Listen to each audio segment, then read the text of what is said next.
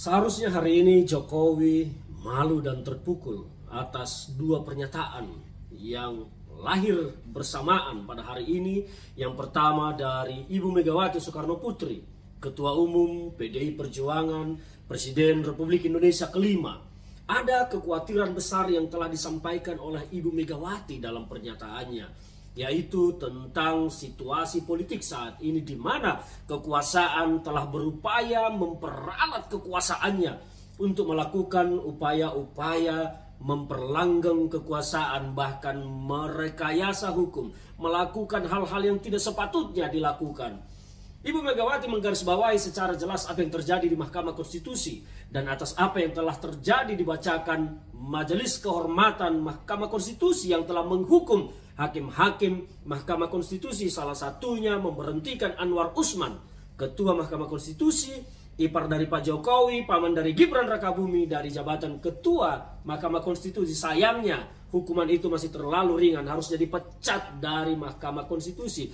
Tapi apa yang disampaikan oleh Ibu Megawati dalam pernyataannya tadi jelas-jelas menggarisbawahi adanya rekayasa hukum, adanya penyesatan hukum, adanya upaya-upaya untuk melakukan hal-hal yang telah kita kritisi zaman dulu, kita koreksi zaman dulu. Sekarang situasi yang telah terkoreksi zaman dulu dibawa kembali oleh Pak Jokowi, lahir ke permukaan dan memunculkan situasi kolutif, nepotif dalam demokrasi sekarang.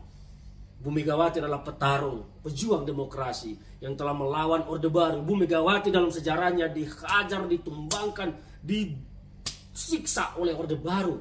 Tetapi Bu Megawati bangkit dan membuat situasi demokrasi bangsa ini jauh lebih baik. Dan salah satunya Jokowi adalah contoh nyata bagaimana demokrasi semakin baik dibuat oleh Bu Megawati Soekarno Putri. Luar biasa. Tetapi Jokowi sekarang yang lahir dari hasil reformasi tersebut justru membawa kita kepada situasi buruk yang pernah kita koreksi zaman dulu. Apapun bantahan Pak Jokowi, masyarakat pasti akan mengerti. Mungkin akan ada yang berpihak kepada Pak Jokowi, ada juga masyarakat yang tidak senang dengan Pak Jokowi karena ulahnya. Tetapi fakta dan kebenaran harus kita sampaikan. Selain pernyataan Bu Megawati Soekarno Putri terkait dengan Mahkamah Konstitusi, Bu Megawati juga memberi pesan nyata agar kita tidak boleh takut bersuara, tidak boleh takut berbicara, tidak boleh takut mengkritisi. Harus kita sampaikan dan mengawal demokrasi 2024 nanti supaya tidak lahir pemimpin dari hasil kecurangan, tidak lahir pemimpin dari hasil demokrasi yang buruk, tidak lahir pemimpin dari hasil demokrasi yang direkayasa oleh kekuasaan. Kita ingin pemimpin lahir dari tangan rakyat, bukan dari tangan penguasa. Itu pesan yang kita tangkap, maka kita kawal demokrasi 2024. Selain pernyataan Ibu Megawati, ada juga Majelis Masyarakat Rembang. Rembang ini ada Gus Mus, kiai besar, ulama besar. Saya kagum sekali dengan beliau. Teman-teman yang telah sowan ke sana menyampaikan keprihatinan yang sama tentang situasi politik nasional sekarang.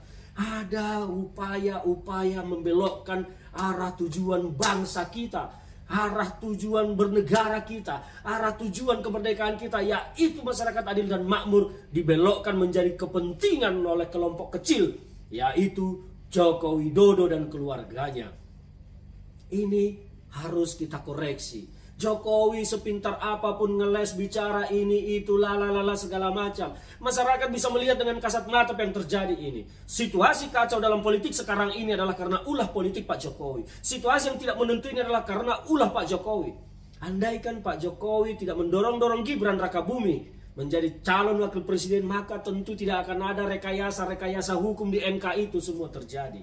Meskipun Pak Jokowi membantah, keluarganya membantah, Gibran membantah, segala macam, Prabowo membantah, mata masyarakat ini tidak buta. Mereka melihat apa yang terjadi dalam sebuah peristiwa itu dan hasilnya apa. Masyarakat melihat outputnya apa. Outputnya apa? Gibran menjadi cawapres.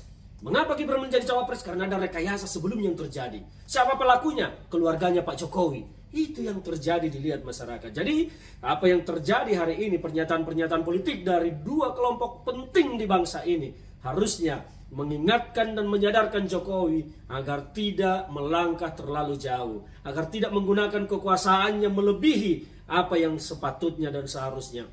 Saya prihatin melihat salah satunya Partai Demokrat yang selalu dulu mengkritisi Pak Jokowi, jangan cawe-cawe, jangan cross the line Pak SBY segala macam, bilang akan turun gunung. Faktanya mereka sekarang berada di sana dan tidak mengkritisi kerusakan-kerusakan yang pernah mereka bicarakan kemarin. Ada apa ini? Ada apa ini?